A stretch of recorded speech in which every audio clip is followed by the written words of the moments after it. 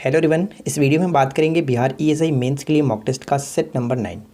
और इसमें थोड़ा सा प्रश्न कम लिया गया क्योंकि थोड़ा सा बिजी चल रहा हूँ। और आज के इस वीडियो में 35 क्वेश्चंस ही हैं, तो इस वीडियो को एंड तक देखिए और बताइए कि कितना आप स्कोर कर पा रहे हैं। चलिए शुरू करते हैं। देखिए, फर्स्ट क्वेश्चन कह रहा है कि निम्नलिखित में से कौन सुमेलित नहीं है। निम्नलिखित में से कौन सुमेलित नहीं है? तो अगर हम यहाँ पे अच्छे तरीके से देखें तो ऑप्शन बी पे हमारा नज़र जा सकता है। मसाई जनजाति का संबंध यहाँ पे अफ्रीका से तो है, लेकिन पश्चिमी अफ्रीका नहीं, पूर्वी अफ्रीका। क्योंकि पूर्वी अफ्रीका हम इसलिए कह सकते हैं क्योंकि इनका संबंध, मसाई जनजाति का संबंध जो होता है वो हम ये कह सकते हैं फ्रेंड्स, जैसे कि तंजानिया में आता है और एक तरह से कह सकते हैं ये केन्या में भी आता है, यानी उत्तरी तंजानिया में और दक्षिणी केन्या में। तो ये दोनों देशों को अगर हम ध्यान से देखें तो कह सकते हैं पूरब की तरफ ही आएगा। तो राइट आंसर यहाँ पे ऑप्शन बी को टिक करेंगे। सेकेंड क्वेश्चन से कि अनुच्छेद 39 का क किसके बारे में निम्नलिखित में से कौन सा कथन सत्य है? तो इसके संबंध में 2 पॉइंट्स दिए गए, दोनों को पढ़िए और बताइए कि कौन सा सत्य है। 39 के क के अंतर्गत इसमें सामान्य न्याय एवं निःशुल्क विधिक सहायता की प्रावधान की बात की गई है, बिल्कुल सही है। और इसे 42वें संविधान संशोधन के द्वारा जोड़ा गया था, ना कि 44वें। तो सेकेंड पॉइंट तो गलत हो जाता है। एक पॉइंट्स मैं आपको और बता दूं कि राज्य के नीति निषेध सिद्धांत के अंतर्गत जो 36 से 51 अनुच्छेद आते हैं, इसमें से कुछ अनुच्छेद ऐसे हैं जो कि जोड़े गए थे 42वें संविधान के द्वारा, जो कि कह सकते हैं 42वें संविधान संशोधन 1976 के द्वारा कुल 4 अनुच्छेदों को जोड़ा गया था, जिसमें 39 का क, 39 का च और 43 का क कह सकते हैं और 48 का क कह सकते हैं। ये 4 चीज़ों को ध्यान में रखना है। तो फिलहाल यहाँ पे सेकंड तो गलत है, इसलिए फर्स्ट को ही टिक करेंगे, केवल एक। कार्यपालिका से न्यायपालिका के पृथक्करण का सिद्धांत संविधान के किस भाग में वर्णित है? कार्यपालिका से जो न्यायपालिका का पृथक्करण है ये अनुच्छेद किस में? 50 में। और 50 में होने की वजह से राज्य के नीति निदेशक तत्व कह सकते हैं, सी करेक्ट होगा। नेक्स्ट क्वेश्चन क्या है कि 6ठी अनुसूची में वर्णित निम्नलिखित राज्यों के जनजातीय क्षेत्रों के प्रशासन के बारे में प्रावधान है, उनमें से कौन सा राज्य इसमें शामिल नहीं है? तो इसके अंतर्गत 4 राज्यों को शामिल किया गया, असम, मेघालय, त्रिपुरा और मिजोरम। तो यहाँ पे मणिपुर तो नहीं आ सकता, 1, 2, 3 तो बिल्कुल सही है, इस वजह से ऑप्शन हम बी को टिक कर सकते हैं। नेक्स्ट प्रश्न कह रहा है कि जनांकिकी सिद्धांत की विलंबित वृद्धि की अवस्था की व्याख्या करता है। किसको व्याख्या करता है? ह्रासमान जन्म दर एवं ह्रासमान मृत्यु दर। C will be a right answer. Next प्रश्न है कि भारतीय इस्पात प्राधिकरण लिमिटेड, जिसको हम लोग सेल के नाम से जानते हैं, सेल की स्थापना कब की गई थी? सबसे पहले बात करें कि सेल का फुल फॉर्म क्या होता है। तो steel authority of India limited, इसकी स्थापना 1974 में किया गया था, बी करेक्ट होगा। अंग्रेजों ने रैयतवाड़ी बंदोबस्त कहाँ लागू किया था? अंग्रेजों ने रैयतवाड़ी बंदोबस्त को कहाँ लागू किया था? इससे संबंधित कौन थे? तो याद रख सकते हैं हेक्टर मुनरो, ठीक है, हेक्टर मुनरो। और इन्होंने मद्रास और बम्बई प्रेसिडेंसी में इसको लागू किया था, जो कि पूरे भारत का 51% भूमि पर इसको लागू किया गया था। ये इंपॉर्टेंट है। आगे बढ़ते हैं। धन के निष्कासन को किसने अनिष्टों का अनिष्ट की संज्ञा दी थी? अनिष्टों का अनिष्ट की संज्ञा दी थी किसने? तो राइट आंसर हो जाएगा ऑप्शन बी, दादा भाई नौरोजी। बी को टिक करेंगे। देखिए, नेक्स्ट क्वेश्चन कह रहा है कि निम्नलिखित में से कौन सा युग्म सही सुमेलित नहीं है? तो यहाँ पे बताइए कि 4 में से कौन एक गलत तरीके से मैच किया गया? तो हम यहाँ पे देख सकते हैं सेकेंड ऑप्शंस को। प्रथम पुर्तगाली जो गवर्नर थे वो अल्बुकर्क नहीं थे, वो कौन थे? Francisco de Almeida. और इनसे संबंधित एक क्वेश्चन अक्सर ही आपको याद रखना है कि ब्लू वाटर पॉलिसी की नीति किसने अपनाई थी? उन्हीं ने अपनाई थी, अल्मेडा ने, ठीक है, Francisco de Almeida. Next one क्या है? निम्नलिखित में से किसके द्वारा जारी फरमान को अंग्रेज आर्म ने बंगाल में ब्रिटिश व्यापार का मैग्ना कार्टा कहा है? बंगाल में ब्रिटिश व्यापार का मैग्ना कार्टा कहा है, और कह सकते हैं किसके फरमान? फरुखसियर द्वारा जारी फरमान, ऑप्शन बी। नेक्स्ट प्रश्न है कि तापगतिकी का प्रथम नियम सामान्यतः किससे संबंधित है? तापगतिकी का प्रथम नियम सामान्यतः किससे संबंधित है? Right answer will be option D, ऊर्जा के संरक्षण के नियम से। डी को टिक कर सकते हैं। काले वस्त्र के मुकाबले श्वेत वस्त्र शीतल क्यों होते हैं? ये क्वेश्चन आपको नॉर्मली पता होगा। काले वस्त्रों के मुकाबले श्वेत वस्त्र शीतल क्यों होते हैं? क्योंकि हम यहाँ पे कह सकते हैं कि अपने पास जो भी प्रकाश पहुँचता है उसे वे परावर्तित कर देते हैं। कौन? श्वेत जो कलर होता है उस पर जो भी प्रकाश पड़ता है उसको परावर्तित करता है, यानी कि कम एब्जॉर्ब करता है, इस वजह से वो शीतल रहता है, ठीक है। गर्मी के दिनों में इसी तरह से सलाह दी जाती है कि वाइट कपड़ा को पहना जाए। नेक्स्ट वन क्या है कि जब किसी पाषाण खंड को पानी में डुबोया जाता है तो वह सामान में पानी को विस्थापित करता है। बताइए किसे? आयतन, ठीक है, आयतन के समान पानी को विस्थापित करता है, डी करेक्ट होगा। निम्नलिखित में से अधिक जलन पैदा होती है, देखिए निम्नलिखित में से किससे अधिक जलन पैदा होगी, तो कह सकते हैं भाप से, क्योंकि भाप में गुप्त ऊष्मा भी होती है। इस वजह से किस विकिरण का वेग प्रकाश के वेग से कम होता है, किस विकिरण का वेग प्रकाश के वेग से कम होता है, और वो है अल्फ़ा किरणें। अल्फ़ा किरणों से संबंधित एक क्वेश्चन याद रख सकते हैं, जैसे कि इनकी आयनन जो क्षमता होती है वो काफ़ी ज़्यादा होती है। नेक्स्ट वन क्या है, गुलाम वंश का प्रथम शासक कौन था। गुलाम वंश का प्रथम शासक के रूप में किसे जानते हैं, गुलाम वंश की स्थापना किसने किया था, जिसको हम लोग कह सकते हैं मामलुक वंश के नाम से भी जानते हैं, वो थे कुतुबुद्दीन ऐबक। 1206 में इनकी स्थापना यानी इन्हीं गुलाम वंश की स्थापना इन्होंने किया था। तो राइट आंसर हो जाएगा ऑप्शन ए, गुलाम वंश के संस्थापक या फिर प्रथम शासक कुतुबुद्दीन ऐबक। स्थायी बंदोबस्त किसके साथ किया गया था, स्थायी बंदोबस्त लॉर्ड कॉर्नवालिस ने 1793 में लागू किया था। परमानेंट सेटलमेंट ज़मींदारी व्यवस्था के नाम से भी इसको जाना जाता है, ज़मींदारों के साथ किया गया था, और ये कुल भूमि का 19% भागों पर लागू था। ठीक है, चलिए आगे बढ़ते हैं।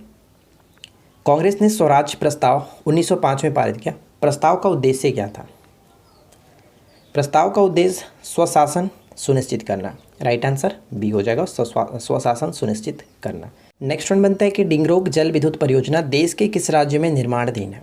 डिंगरोक जल विद्युत परियोजना, तो राइट आंसर हो जाएगा डी, अरुणाचल प्रदेश। ठीक है, अरुणाचल प्रदेश, ध्यान रखिएगा। खरीफ की फसलें काटी जाती हैं कब, तो रबी की फसल और खरीफ की फसल को दोनों याद रखना है कि कौन कब बोई जाती है, कब काटी जाती है। ठीक है, रबी और खरीफ, ये बहुत ज़्यादा महत्वपूर्ण है क्योंकि अक्सर यहाँ से क्वेश्चंस पूछे जाते हैं। और मैंने आपको क्या बताया था फ्रेंड्स, इससे पहले आपको बहुत सारी वीडियो में ऑलरेडी बता भी चुका हूँ कि इनकी बुआई कब की जाती है, इनकी कटाई कब की जाती है। देखिए रबी फसल की बुआई की अगर हम बात करें तो कह सकते हैं अक्टूबर नवंबर में तो ये बोई जाती है और मार्च अप्रैल में इसको काटी जाती है। ठीक है, अक्टूबर नवंबर में बोई जाती है और मार्च अप्रैल में काटी जाती है, इस तरह से ध्यान रखेंगे। और अगर हम बात करें खरीफ फसल, तो खरीफ फसल की बुआई जब की जाती है ये जून जुलाई में इसकी बुआई की जाती है और नवंबर दिसंबर में इसकी कटाई की जाती है। तो नवंबर यहाँ पे देख सकते हैं, नवंबर के प्रारंभ में, तो यानी राइट आंसर हम ऑप्शन डी को टिक करेंगे। चलिए अगला पॉइंट्स क्या है, चंबल नदी किन राज्यों में होकर बहती है। चंबल नदी किन राज्यों में होकर के बहती है, तो राइट आंसर हो जाएगा उत्तर प्रदेश, मध्य प्रदेश और राजस्थान, यानी 1 2 3। तो यहाँ पे करेक्ट क्या है, सी बिल्कुल सही है। निम्न में से कौन से तारे सुबह और शाम के तारों का प्रतिनिधित्व करते हैं। जैसे सुबह के तारा भोर का तारा और सांझ का तारा के नाम से हम लोग जानते हैं, तो वो ग्रह हो जाता है शुक्र, शुक्र ग्रह को कहा जाता है। शुक्र ग्रह हमारे सौरमंडल का सबसे गर्म ग्रह के रूप में जाना जाता है, पृथ्वी के बहन के रूप में जानी जाती है। चलिए बर्नौली प्रमेय आधारित है, बर्नौली प्रमेय आधारित है, तो बर्नौली प्रमेय का संबंध हो जाता है ऊर्जा संरक्षण से, सी करेक्ट होगा, ऊर्जा संरक्षण से। वाष्पीकरण और संघनन की संयुक्त प्रक्रिया को कहा जाता है, वाष्पीकरण और संघनन की संयुक्त प्रक्रिया को क्या कहा जाता है, आसवन कहते हैं, आसवन, सी करेक्ट है। निम्न में से कौन सी उच्चतम आवृत्ति वाले विद्युत चुंबकीय तरंगे हैं, और मैं आपको इससे पहले भी बता चुका हूँ, जिनकी तरंगदैर्घ्य सबसे कम होगा उसका आवृत्ति सबसे ज़्यादा होगा। ठीक है, तो मैंने आपको याद कराया था GX UV इमरान करके, ताकि आपको पता चल जाए कि 7 जो विद्युत चुंबकीय तरंगे हैं वो उनको याद रख सकते हैं। देखिए इस तरह से ये बढ़ता हुआ क्रम है तरंगदैर्घ्य का। ठीक है, जो भी विद्युत चुंबकीय तरंगे उनका बढ़ता हुआ तरंगदैर्घ्य, यानी सबसे कम गामा किरण का कह सकते हैं कि विद्युत चुंबकीय ये इसका तरंगदैर्घ्य होता है। लेकिन मैंने आपको बताया कि तरंगदैर्घ्य जो है वो आवृत्ति का उल्टा होता है, यानी कि जिसका तरंगदैर्घ्य सबसे कम होगा उसकी आवृत्ति फ्रीक्वेंसी ज़्यादा होगी। तो इसमें पूछा है कि उच्चतम आवृत्ति वाले विद्युत चुंबकीय तरंगे कौन सी है, तो डेफिनेटली आपको कह सकते हैं यहाँ पे गामा किरणें। ठीक है, तो डी बिल्कुल सही आंसर है। चलिए आगे की तरफ बढ़ते हैं। नेक्स्ट प्रश्न है कि राजा राम मोहन राय की मृत्यु के पश्चात ब्रह्म समाज 2 अनुभागों में विभक्त हो गया। तो आपको पता है कि 1866 में पहला फूट पड़ा था ब्रह्म समाज में, और ये 2 भागों में बटा था, भारत का ब्रह्म समाज जिसको भारतीय ब्रह्म समाज भी कह सकते हैं, और एक आदि ब्रह्म समाज। तो इन 2 अनुभागों के नेता क्रमशः कौन कौन से थे, यानी ये कौन किसके नेतृत्व में हुआ करता था, कौन नेतृत्व करते थे। आदि ब्रह्म समाज के नेतृत्वकर्ता हो गए देवेंद्रनाथ टैगोर, और भारतीय ब्रह्म समाज या फिर भारत का ब्रह्म समाज कह सकते हैं केशव चंद्र सेन। तो यहाँ पे राइट आंसर हो जाएगा ए। आगे बढ़ते हैं। नेक्स्ट वन है कि निम्न में से कौन सी सही तरीके से मिलान किया गया। तो बताएं कि यहाँ पे कौन सही तरीके से मिलान किया गया। 3 पॉइंट्स मिलाया गया है। इसमें कह सकते हैं युवा बंगाल आंदोलन के जो नेता थे हेनरी विवियन डिरोजियो कह सकते हैं, ये पॉइंट्स तो गलत हैं। प्रार्थना समाज आत्माराम पांडुरंग के साथ न्यायमूर्ति रानाडे, ये बिल्कुल सही है। आत्मीय सभा राजाराम मोहन राय के साथ हम यहाँ पे कह सकते हैं। तो यहाँ पे 2 और 3 बिल्कुल सही तरीके से मैच करते हैं, तो ऑप्शन बी को टिक करेंगे, कोई प्रॉब्लम नहीं है, अच्छे तरीके से याद रखेंगे। मौलाना आज़ाद को किसने कांग्रेस के धर्मनिरपेक्षवाद का मुखौटा कहा है? कांग्रेस के धर्मनिरपेक्षवाद का मुखौटा कहा है, तो यहाँ पे सही आंसर हो जाता है ऑप्शन डी, मोहम्मद अली जिन्ना ने। शासक बनने के बाद 12 अध्यादेश जारी करने वाला मुगल बादशाह कौन था? शासक बनने के बाद 12 अध्यादेश जारी करने वाले मुगल बादशाह थे जहांगीर, ठीक है, जहांगीर। और उसमें से कुछ मैं आपको साथ डिस्कस कर लेता हूँ, जैसे कि उन्होंने गद्दी पर बैठने के उपरांत ही 12 अध्यादेश जारी किए थे। उनमें से कुछ पॉइंट्स ये है, जैसे कि छोटे छोटे अनेक करों को समाप्त करना, मद्य निषेध जो था उसको बंद करना, साथ ही साथ पुराने जो कैदी होते थे उनके रिहाई के बारे में बात की गई थी, रिहाई करना होता था। और छोटे मोटे बात कर रहे तो जैसे कि अस्पताल का निर्माण करना, हकीमों की व्यवस्था करना आदि, कई तरह से 12 अध्यादेश उन्होंने जारी किया था, ठीक है। कौन? तो जहांगीर। अगला पॉइंट ये कह रहा है कि निम्नलिखित में से कौन सी 4 भाषाएं संविधान की 8वीं सूची में एक साथ सम्मिलित की गई थी? एक साथ सम्मिलित की गई थी, और वो हो जाता है 92वें संविधान संशोधन 2003 के तहत 4 भाषाओं को जोड़ा गया था, तब जाकर के टोटल वर्तमान में 22 भाषाएं मौजूद हैं 8वीं सूची में। और वो 4 भाषाएं थी बोडो, मैथिली, संथाली और डोगरी। सी यहाँ पे करेक्ट होगा, तो इसको भी याद रखेंगे। इससे पहले 3 भाषाओं को जोड़ा गया था, यानी कि कह सकते हैं 71वें संविधान संशोधन 1992 में 3 भाषाओं को जोड़ा गया था, कोंकणी, नेपाली और मणिपुरी, तो उसको भी याद रखिएगा। आगे बढ़ने से एक छोटा सा रिक्वेस्ट करूंगा कि फ्रेंड्स, अगर आपको वीडियो पसंद आए तो प्लीज़ लाइक ज़रूर करें, शेयर करें।